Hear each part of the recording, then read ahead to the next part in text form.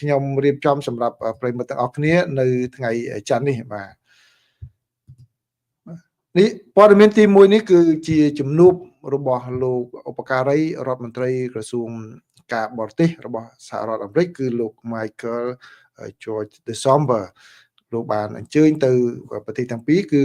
ថៃកាលពីថ្ងៃសុក្រម្សិលមិញហើយថ្ងៃសៅរ៍នេះលោកបានអញ្ជើញទៅដល់ប្រទេសកម្ពុជាហើយបើយោងតាមការប្រកាសពីខាងភាគីកម្ពុជាទៅវិញទេគឺខាងលោកនាយករដ្ឋមន្ត្រីកម្ពុជាគឺលោកហ៊ុនម៉ាណែតលោកបានបញ្ជាក់ឲ្យដឹងអំពីខ្លឹមសារខ្លះនៃកិច្ចប្រជុំជាមួយនឹងមន្ត្រីការទូតជាន់ខ្ពស់របស់សហរដ្ឋអាមេរិកប្រចាំតំបន់អាស៊ីបូព៌ានិងប៉ាស៊ីហ្វិកនេះគឺបើយោងតាមប្រភពពីខាងរដ្ឋាភិបាលកម្ពុជានោះគឺឲ្យដឹងថាគឺជំនួបនោះគឺមានបានពិភាក្សាគ្នាអំពីការពង្រឹងការអនុវត្តកិច្ចព្រមព្រៀងបទជុំបាញ់គ្នាដែលបានចុះក្នុងពេលកន្លងមកតាំងពីទីក្រុងកូឡាឡំពួរតាំងពីការចុះហត្ថលេខាថ្មីនេះកាលពីថ្ងៃទី27ខែធ្នូអីជាដើមហើយគឺជារឿងមួយដែលខាងភាគីសហរដ្ឋអាមេរិកគឺលោកឧបការីរដ្ឋមន្ត្រីការបរទេស December គាត់បាននិយាយតាំងពីដូចជានៅថៃក៏ដូចជានៅកម្ពុជាដែរគឺសាររបស់លោកដូចគ្នាគឺលោកបានបញ្ជាក់ថាលោកប្រធានាធិបតីសហរដ្ឋអាមេរិកគឺលោក Donald Trump លោកយកចិត្តទុកដាក់មកនឹងការចង់ធានាឲ្យបានសន្តិភាពរវាងប្រទេសថៃនិងប្រទេសកម្ពុជាហើយជាពិសេសគឺអនុវត្តទៅតាមកិច្ចព្រមព្រៀងដែលបានចុះហត្ថលេខាកាលពីថ្ងៃទី26ខែតុលាពេលនោះគឺលោកប្រធានាធិបតីបានចូលរួមជាសាក្សីដោយខ្លួនឯងគាត់ផ្ទាល់តែម្ដងឃើញប្រិមិត្តបានឃើញហើយគឺសូម្បីតែសូមថែមទាំងបញ្ជូនមកមន្ត្រីជាន់ខ្ពស់របស់ក្រសួងការបរទេសទៅផងដែលខុសពីការលើកឡើងក្នុងពេលកន្លងមកដែលអ្នករិះគន់មួយចំនួនមិនថានៅកម្ពុជានៅបរទេសណាផ្សេងមិនមែនជនជាតិខ្មែរអ្នកខ្លះគាត់បានឬក៏អ្នកវិភាគខ្លះណាមកអ្នកវិភាគជនជាតិបរទេសខ្លះតែតែនិយាយថាបែរជាលោកតារាមទៅតែថតរូបហើយគឺបំភ្លេចចោលប៉ុន្តែអត់ភ្លេចទេមកគឺមានការបន្តពីតាមដានស្ថានភាពហ្នឹងដោយក្រសួងការបរទេសរបស់សហរដ្ឋអាមេរិកហើយនៅក្នុងជំនួបហ្នឹងគឺលោកឧបការីលោកបានសម្ដែងការរីករាយផងដែរដែលយោធិនរបស់កម្ពុជាគឺវីរយុទ្ធជនរបស់កម្ពុជាទាំង18រូបត្រូវបានថៃដោះលែងមកឲ្យជួបជុំគ្រួសារឡើងវិញបាទហើយលោកបានបញ្ជាក់ថាលោកចង់ឃើញឲ្យមានសន្តិភាពយូរអង្វែងរវាងកម្ពុជាហើយនិងថៃគឺមិនត្រឹមតែមានបទជុំបាញ់គ្នាហើយជុំប៉ុណ្ណេះទេគឺជុំជារៀងរហូតឲ្យមានសន្តិភាពរវាងប្រទេសទាំងពីរហើយបើយោងតាមការឲ្យដឹងពីខាងភាគីកម្ពុជាទៅវិញទេបាទភាគីកម្ពុជាទៅវិញទេគឺបានឲ្យដឹងថាសហរដ្ឋអាមេរិកគឺផ្ដល់ជំនួយបាទនៅក្នុងថ្ងៃមុននោះគឺយើងដឹងថាមានជំនួយសរុបគឺ$45 លានទាំងពីរគឺឲ្យទៅថៃហើយនិងកម្ពុជាក្នុងការពង្រឹងការអនុវត្តបទជុំបាញ់គ្នាហ្នឹងបាទហើយឥឡូវនេះនៅថ្ងៃនេះគឺបើតាមប្រភពពីកម្ពុជាគឺ$15 លានសម្រាប់ការគ្រប់គ្រងដល់ជនភៀសសឹកនៅប្រទេសទាំងពីរអញ្ចឹងបានន័យថាប្រទេសណាដែលជួបមានជនភៀសសឹកច្រើនជាងគេគឺខាងភាគីកម្ពុជាណាបាទអញ្ចឹងយើងដឹងហើយគឺចឹង$15 លានសម្រាប់ធ្វើយ៉ាងណាជួយទៅដល់ជនភៀសសឹកទាំងអស់នោះបាទតើការចំណាយយ៉ាងណាទៅលើប្រទេសនីមួយៗលើកឡើងមកថាតើត្រូវចំណាយយ៉ាងណាហើយនឹង$10 លាន$10 សម្រាប់ការដោះមីននិងយុទ្ធភ័ណ្ឌបន្តផ្ទុះនៅកម្ពុជាអញ្ចឹងជាផ្នែកមួយនៃជំនួយ$45 លានហ្នឹងបាទអញ្ចឹងគឺបានទៅខាងកម្ពុជាហើយក្នុងពេលហ្នឹងដែរគឺនាយករដ្ឋមន្ត្រីកម្ពុជាគឺលោកហ៊ុនម៉ាណែតបាទលោកបានសម្ដែងអំណរគុណរហូតទៅដល់លោកប្រធានាធិបតី Donald Trump ក៏ដូចជារដ្ឋាភិបាលសហរដ្ឋអាមេរិកដែរនៅតែបន្តគាំទ្រឲ្យបានជួយសម្របសម្រួលឲ្យមានបទជុំបាញ់ក្នុងពេលកន្លងមកបាទហើយនៅតែបន្តយកចិត្តទុកដាក់ការងារជុំបាញ់នឹងជនភៀសសឹករបស់កម្ពុជានិងបាទជួយទៅដល់ជំនួយមនុស្សធម៌ក្នុងការដោះមីនអីជាដើមបាទគឺខាងភាគីកម្ពុជាគឺតាមរយៈសាររបស់លោកហ៊ុនម៉ាណែតគឺលោកបានសង្កត់ធ្ងន់ថាកម្ពុជាតែងតែផ្ដល់តម្លៃលើសន្តិភាពនិងប្រកាន់ខ្ជាប់ការដោះស្រាយបញ្ហាព្រំដែនដោយសន្តិវិធីអនុលោមតាមច្បាប់អន្តរជាតិសន្ធិសញ្ញាអនុសញ្ញានិងកិច្ចព្រមព្រៀងរវាងប្រទេសទាំងពីរហើយលោកហ៊ុនម៉ាណែតបានបញ្ជាក់ថាលោកសង្ឃឹមថាសហរដ្ឋអាមេរិកនឹងបន្តជំរុញភាគីទាំងពីរ បាទគឺមិនមែនភាគីតាខ្មែរទេគឺទាំងពីរតែម្ដងក្នុងការអនុវត្តឲ្យបានពេញលេញនៅសេចក្តីថ្លែងការណ៍រួមទីក្រុងកូឡាឡាលំពួរចុះថ្ងៃទី26 ខែតុលាឆ្នាំ2025និងសេចក្តីប្រកាសរួមនៃកិច្ចប្រជុំពិសេសលើកទី3នៃគណៈកម្មាធិការព្រំដែនទូទៅចុះថ្ងៃទី27ធ្នូឆ្នាំ2025បាទជាពិសេសគឺការអនុញ្ញាតឲ្យជនស៊ីវិលត្រឡប់ទៅផ្ទះសម្បែងវិញដោយសុវត្ថិភាពគ្មានការរារាំងណាគឺសំដៅធ្ងន់គឺលើការគ្មានការរារាំងពីព្រោះឥឡូវនេះគឺមានការរារាំងដោយកុងតឺន័របាទគ្មានការរារាំងនឹងបន្តឡើងវិញនៅគណៈកម្មាធិការចម្រុះខណ្ឌសីមាព្រំដែនគោកក្នុងការវាស់វែងនិងខណ្ឌសីមាព្រំដែនគោករវាងប្រទេសទាំងពីរដើម្បីជាមូលដ្ឋានសម្រាប់កសាងសន្តិភាពយូរអង្វែងរវាងកម្ពុជានិងថៃឃើញទេបាទគឺកម្ពុជាបានឈរលើគោលការណ៍ច្បាប់ហើយនឹងការដោះស្រាយបញ្ហានេះដោយសន្តិវិធីហើយយើងមើលការវិវត្តនៅថ្ងៃនេះផងដែរគឺលោកអនុทิនណាអនុทิនបើនៅក្នុងសេចក្តីរាយការណ៍នានារបស់ខាងសារព័ត៌មានថៃផងហើយខ្ញុំទៅមើលនៅខាងគេហទំព័ររបស់ខាងរដ្ឋាភិបាលថៃផងនោះគឺលោកអនុทิននឹងគាត់និយាយថាអូអត់មានការបែងចែកព្រំដែនទឹកចែកគ្នា50ដូចតែ MOU 2001បានលើកឡើងទេព្រំដែនសមុទ្របាទគឺត្រូវឈរលើច្បាប់អន្តរជាតិបាទហើយយ៉ាងម៉េចចឹងទៅហើយក៏ថែមទាំងនិយាយថាបើវាស់ផែនទីជាមួយនឹងកម្ពុជានឹងគឺទៅឈរលើຂະຫນាត1 លើ 50,000 បាទដែលជាផែនទីឯកតោភាគីណាហើយកម្ពុជាគឺតែទៅឈរលើផែនទី1 លើຂະຫນាត200,000ដែលជាផែនទីបន្សល់ពីសម័យអាណានិគមបារាំងហើយជាមួយនឹងប្រទេសសៀមបាទអញ្ចឹងដូច្នេះគឺកម្ពុជាបានបង្ហាញចំហជាប្រចាំក្នុងគណៈពេលគេថាជំហរដែលមានលក្ខណៈស៊ីសង្វាក់គ្នាជាបន្តបន្ទាប់ក្នុងគណៈពេលដែលថៃនិយាយម្ដងលេចម្ដងកើតបាទអញ្ចឹងហើយបានជាខាងកម្ពុជាថាធ្វើយ៉ាងណាឲ្យភាគីទាំងពីរណាគឺថៃនឹងគោរពតាមកិច្ចព្រមព្រៀងដែលបានចុះហត្ថលេខានឹងផងដែរដើម្បីជាមូលដ្ឋានមួយឲ្យមានការចរចា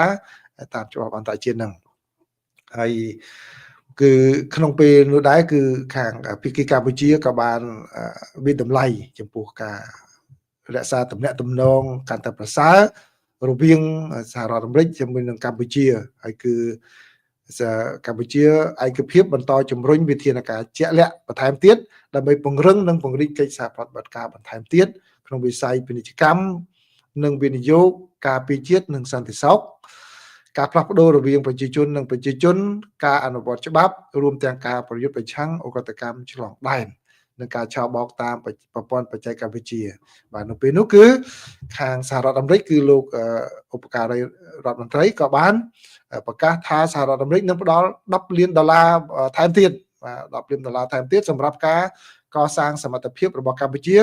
ក្នុងការប្រយុទ្ធប្រឆាំងនឹងការឆោបោកតាមប្រព័ន្ធបច្ចេកវិទ្យាបាទនេះគឺជាតួលេខណាតួលេខដែលបង្ហាញអញ្ចឹងខ្ញុំអត់មានឃើញការច្បាស់ថាតើ$10 លានបន្ថែមទៀតសម្រាប់ទប់ស្កាត់ការឆោបោកតាមប្រព័ន្ធបច្ចេកវិទ្យានឹងដកចេញពី$45 លានឬយ៉ាងណាអត់ដឹងច្បាស់ដែរណាសង្ឃឹមថានឹងមានសេចក្តីប្រកាសព័ត៌មានពីខាងសហរដ្ឋអាមេរិកនេះបន្ថែមទៀតដើម្បីឲ្យបានយកដឹងច្បាស់ថាតើ$10 លាន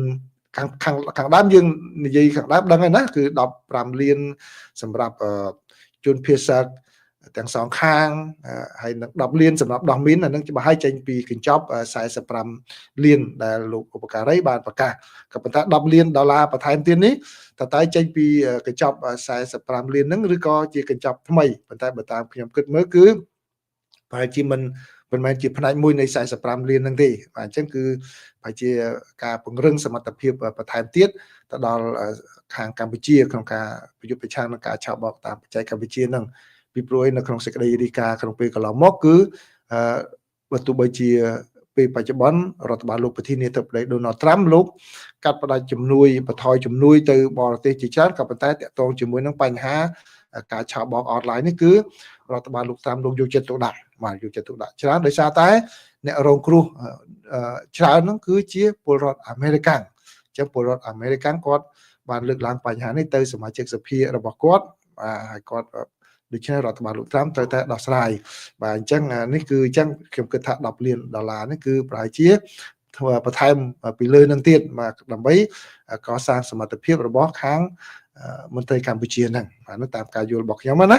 បាទអញ្ចឹងនេះគឺជាព័ត៌មានទី1ដែលខ្ញុំសូមជម្រាបជូនប្រិយមិត្តទាំងអស់គ្នាហើយព័ត៌មានទី2នេះគឺមានការសួរច្រើនណាសួរច្រើនគឺក្នុងពេល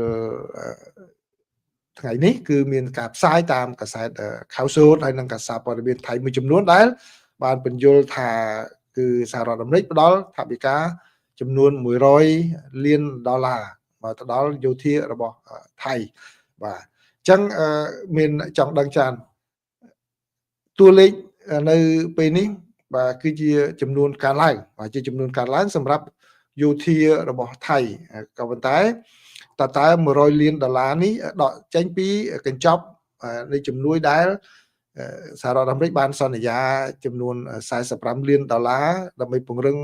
បទជប់បាញ់គ្នានោះប្រមាណក៏ខ្ញុំអត់មានឃើញការបញ្ជាក់ពីឲ្យច្បាស់ពីខាងភាគីថៃទេណាបាទក៏ប៉ុន្តែសម្រាប់ខ្ញុំអត់មានអ្វីចម្លែកទេពីព្រោះអីជារៀងរាល់ឆ្នាំគឺជាមធ្យមសហរដ្ឋអាមេរិកផ្ដល់ជំនួយខាងយោធាបាទខាងយោធានឹងទៅឲ្យថៃនឹងខ្ទង់ប្រមាណជា$27 លានបាទជាប្រចាំតែម្ដងទៅលើផ្នែកមួយចំនួនបាទផ្នែកមួយចំនួនគឺដែលក្នុងនោះមានការប្រឆាំងនឹងបាទទី1គឺប្រឆាំងនឹងគេហៅថា scam បាទ scam កិច្ចប្រឹងប្រែង scam បាទហើយជាការថ្មីនេះទេណាថ្មីនេះទេបាទក៏ប៉ុន្តែជាជំនួយជាប្រចាំឆ្នាំនោះគឺពង្រឹងទៅដល់សន្តិសុខតាមសមុទ្របាទតាមសន្តិសុខតាមសមុទ្រនោះគឺជួយដល់ថៃខាងហ្នឹងផងហើយក៏ដូចជាការផ្ដល់ជំនួយបាទជំនួយសង្គ្រោះហើយជំនួយសង្គ្រោះហ្នឹងផងដែរហើយក៏ដូចជាការអប់រំវឹកវើទាហានរបស់ថៃនឹងផងដែរអញ្ចឹងគឺថវិកានោះទៅក្នុងការវឹកវើហើយនឹងក្នុងពេលបច្ចុប្បន្នហើយនឹងការពង្រឹងតាមព្រំដែននោះគឺជារឿងថ្មីដែលកើតមានឡើងហ្នឹងដូច្នេះបើតាមការគិតរបស់ខ្ញុំបើតាមព័ត៌មានដែលបានផ្សាយពីភាគីផ្សេងហ្នឹងគឺប្រហែលជា$100 លានហ្នឹងគឺជាផ្នែកមួយនៃកញ្ចប់$45 លានហ្នឹងដែរក៏ប៉ុន្តែខាងភាគីថៃគាត់សរសេរព័ត៌មានចេញមកគឺគាត់ធ្វើដូចជាជំនួយនឹងថ្មីផ្សេងពីនឹងដែរអញ្ចឹងណាអញ្ចឹងគឺជាសរុបមកវិញខ្ញុំនិយាយពីចំណុចណាចំណុចទី1គឺជំនួយប្រចាំឆ្នាំដែលសហរដ្ឋអាមេរិកផ្ដល់ទៅឲ្យយោធារបស់ថៃនោះគឺខ្ទង់$27 លានបាទប្រចាំឆ្នាំតែម្ដង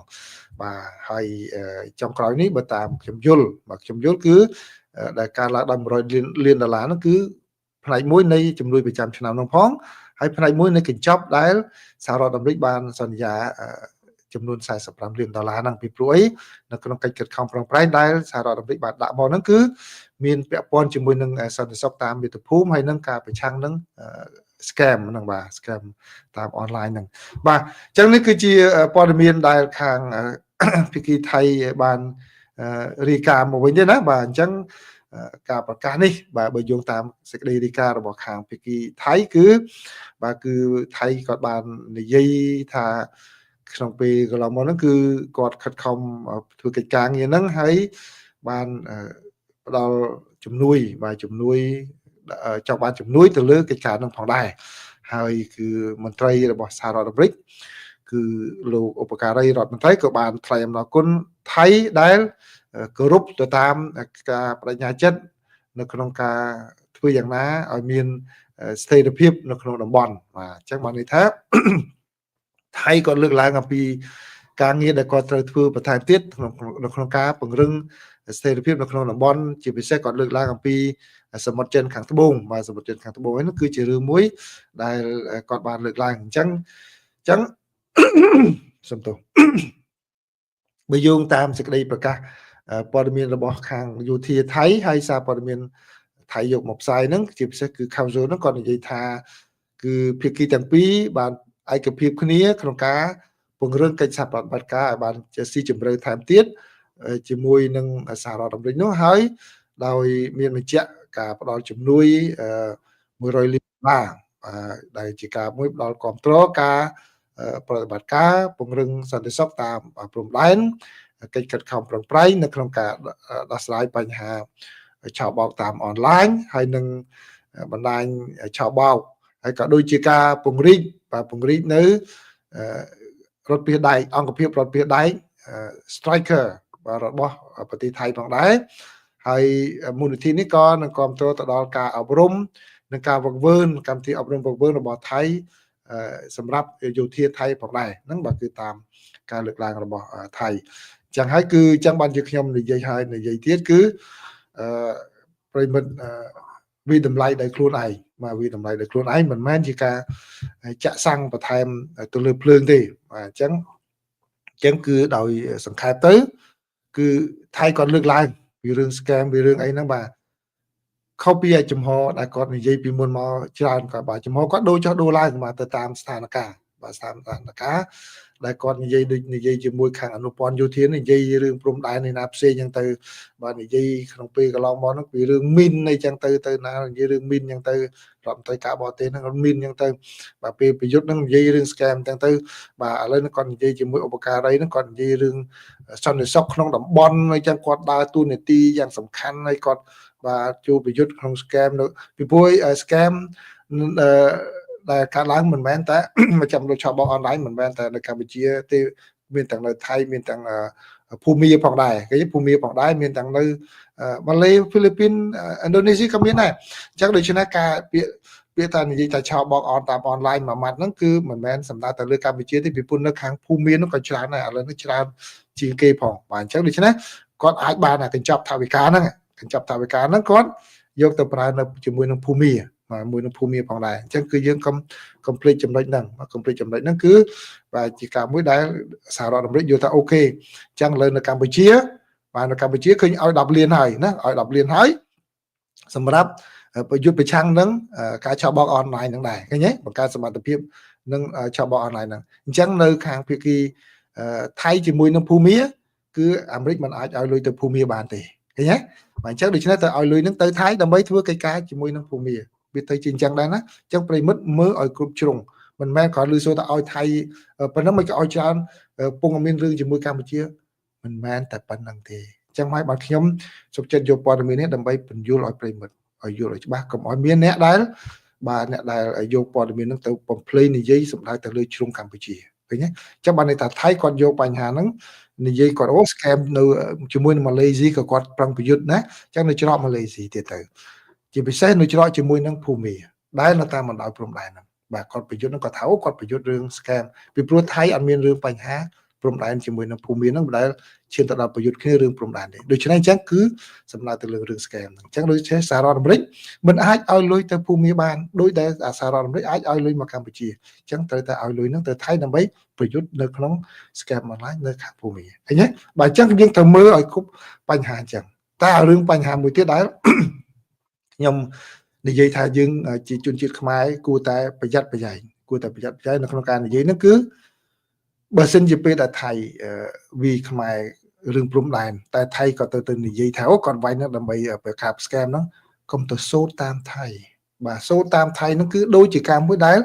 ផ្ដល់ភាពស្របច្បាប់ទៅលើអ្វីដែលថៃគាត់និយាយដើម្បីបញ្ជាសាច់រឿងពិតហើយគាត់ចេះនិយាយ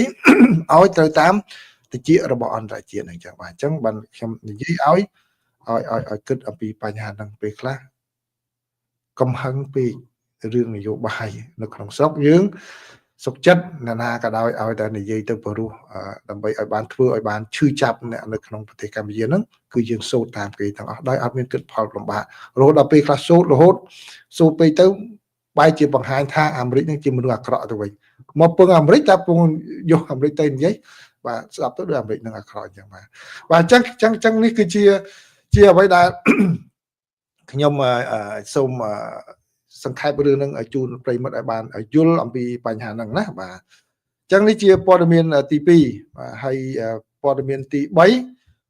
3នេះគឺជាការវិវត្តដែលមិនគួរឲ្យរីករាយមួយនៅក្នុងប្រទេសអ៊ីរ៉ង់មានការតវ៉ាច្រើនហើយមានការបង្ក្រាបជាច្រើនដែលមកដល់ពេលនេះគឺមានការរីកាថាអ្នកស្លាប់នឹងអាចឡើងរហូតដល់200នាក់ហើយបាទ200នាក់ហើយដោយសារតែការតវ៉ាប្រឆាំងនឹងចាប់ផ្ដើមឡើងពីរឿងបញ្ហាសេដ្ឋកិច្ចបាទរឿងសេដ្ឋកិច្ចជួបបញ្ហាលំបាកដោយសារទណ្ឌកម្មហ្នឹងបាទហើយក៏មានការដែល លោកប្រធានាធិបតី Donald Trump លោកថាប្រមានទៅអ៊ីរ៉ង់កុំឲ្យប្រក្រាបឬក៏សម្លាប់បាតកោបើមិនចឹងទេលោកនឹងចូលអន្តរាគមន៍ដូច្នេះបាតកោក៏មានទឹកចិត្តឡើងក្នុងការចេញមកតវ៉ាក្រៅពីរឿងសេដ្ឋកិច្ចវាបែកទៅជារឿងបាទរឿងនយោបាយរឿងសន្តិសុខរបស់ប្រទេសទៅវិញទៀតហើយទន្ទឹមនឹងហ្នឹងគឺមានការសម្លឹងរកមើលខាងដែលជាគេថាប្រតិយាតរបស់អ៊ីរ៉ង់ស្ដេចរបស់សារបស់ស្ដេចរបស់អ៊ីរ៉ង់ដែលពេលនេះកំពុងភៀសខ្លួននៅខាងក្រៅប្រទេសនៅសហរដ្ឋអាមេរិកនេះគឺចង់ឲ្យវិលត្រឡប់ទៅវិញផងដែរអញ្ចឹងដូច្នេះរឿងហ្នឹងគឺឥឡូវនេះវាទៅជារឿងហួសពីរឿងសេដ្ឋកិច្ចហើយវាទៅជារឿងនយោបាយអញ្ចឹងហើយបានជានៅថ្ងៃនេះគឺមេដឹកនាំកម្ពុជារបស់ខាងអ៊ីរ៉ង់គឺអាយ៉ាតុលាហ្នឹងបាទគាត់បានចេញមកថ្កោលទោសសហរដ្ឋអាមេរិកបាទហើយអ្នកគ្រប់គ្រងរបស់គាត់ហ្នឹងជាតេះឌីលសហរដ្ឋអាមេរិកស្ដាងងាប់ទៅអាមេរិកហើយបាទជាច្រើនដោយគាត់ថាចោទថាអាមេរិកឥឡូវនេះមានបាតដៃប្រឡាក់ឈាមរបស់ពលរដ្ឋអ៊ីរ៉ង់ដោយសារតែសហរដ្ឋអាមេរិកបានថ្លែងដូច្នេះជាការមួយបញ្ឆេះឲ្យមានអ្នកតវ៉ាបាទហើយបើយោងតាមសាររបស់ខាងរដ្ឋមន្ត្រីក្រសួងការបរទេសរបស់សហរដ្ឋអាមេរិកគឺលោក Marco Rubio លោកក៏បានបញ្ជាក់បន្ថែមថាគឺសហរដ្ឋអាមេរិកនៅតែគ្រប់គ្រងប្រជាពលរដ្ឋដែលចេញមកតវ៉ាដោយអហិង្សាក្នុងការចង់បានសេដ្ឋកិច្ចដែលមានការរីកចម្រើនជាងមុនបាទនេះគឺជាការវិវត្តមួយដែលមិនគួរជាទីរីករាយទេនៅក្នុងប្រទេសអ៊ីរ៉ង់ហើយស្ថានភាពហ្នឹងគឺកាន់តែធ្ងន់ទៅតើវានឹងចប់នៅពេលណាបាទអញ្ចឹងបាទនេះគឺជាព័ត៌មានដែលខ្ញុំចងក្រងសម្រាប់ប្រិយមិត្តទាំងអស់គ្នានៅថ្ងៃសៅរ៍នេះបាទសៅរ៍យប់សៅរ៍នេះតាមការសន្យាពីមុនថានៅល្ងាចនេះគឺខ្ញុំប្រហែលជាអត់ផ្សាយទេគឺបានន័យថាទៅជាព្រឹកថ្ងៃអាទិត្យនៅកម្ពុជានោះអត់ផ្សាយទេក៏ប៉ុន្តែចាំមើលបើសិនជាមានការវិវត្តព័ត៌មានអ្វីថ្មីខ្ញុំអាចនឹងផ្សាយណាអញ្ចឹងសូមរងចាំមើលបើសិនជាមានការផ្សាយគឺខ្ញុំនឹងជម្រាបជូនបាទមានអ្នកថាអាមេរិកលៀងឲ្យសៀម100លានច្រើនសម្បំណាស់ឲ្យជួយទាហានសៀមដោយពង្រឹងទាហានសៀមមកជឿនពៀនខ្មែរបាទចឹងនេះដូចជាលោកកឹមសហ្នឹងគាត់និយាយហ្នឹងអាហ្នឹងហើយដែលជាខ្ញុំបានខិតខំបញ្យល់ពីព្រោះលោកកឹមសគាត់មើលមកគឺមើលតែរឿងអាមេរិកសំទោសថៃជាមួយនឹងខ្មែរទេក៏ប៉ុន្តែបើពេលដែលតាក់ទងនឹងរឿង scam គឺជាមួយនឹងភូមិទៀតដែរណាបាទដូច្នេះដូចដែលខ្ញុំបញ្យល់ហើយអញ្ចឹងទៅស្ដាប់ឡើងវិញណាបាទអញ្ចឹងហើយបានខ្ញុំខ្លាចជួបករណីដោយលោកកឹមសហ្នឹងវាអ្នកណាទៅផ្លុំតិចផ្លុំអីបន្ថែមទៀតអាហ្នឹងគឺនិយាយទៅខុសសាច់រឿងណាទៅជារឿងអយុធធម៌អីចឹងបាទវាមានរឿងច្រើនហើយឬក៏គេការបង្កើនការអប់រំបកបឿនយោធារបស់ថៃហ្នឹងគឺយ៉ាងម៉េចបាទជាការងារជាប្រចាំទេជាការងារជាប្រចាំក្នុងពេលកន្លងមកគ្រាន់តែថាពេលនេះគេទៅបង្កើនសមត្ថភាពយ៉ាងម៉េចអាហ្នឹងគឺជារឿងទំនាក់ទំនងទ្វេភាគីនៃសម្ព័ន្ធមិត្តសន្ធិសញ្ញាបាទសម្ព័ន្ធមិត្តសន្ធិសញ្ញាដែលវាមានរឿងឡើងកើតឡើងចំពេលដែលរដ្ឋបាលលោកប្រធានាធិបតី Donald Trump ផ្ដល់អធិភាពទៅលើបញ្ហាការប្រឆាំងនឹង scam online ហ្នឹងបាទ scam online អញ្ចឹងដូច្នេះនៅភូមិមានរឿងនឹងកើតឡើងច្រើនបាទហើយសហរដ្ឋអាមេរិកមិនអាចយកលុយទៅឲ្យភូមិដើម្បីធ្វើសកម្មភាពពីខាងក្នុងបានទេខុសពីកម្ពុជាគឺសហរដ្ឋអាមេរិកអាចយកថវិកាទៅជូន$10 លានបាទ$10 លានសម្រាប់ពង្រឹងសមត្ថភាពប្រក្រាបនឹងដែរសហរដ្ឋអាមេរិកសូម្បីតែម៉ាសេនក៏មិនអាចឲ្យទៅខាងរដ្ឋាភិបាលភូមិបានដែរណាបាទអញ្ចឹងហើយមានតែឲ្យទៅខាងភាគីថៃបាទអញ្ចឹងគឺយើងត្រូវយល់អំពីបញ្ហាហ្នឹងបាទអញ្ចឹងខ្ញុំខំបកស្រាយជូនពន្យល់ឲ្យប្រិយមិត្តបានយល់បាទអញ្ចឹងសូមអរគុណសូមជម្រាបលា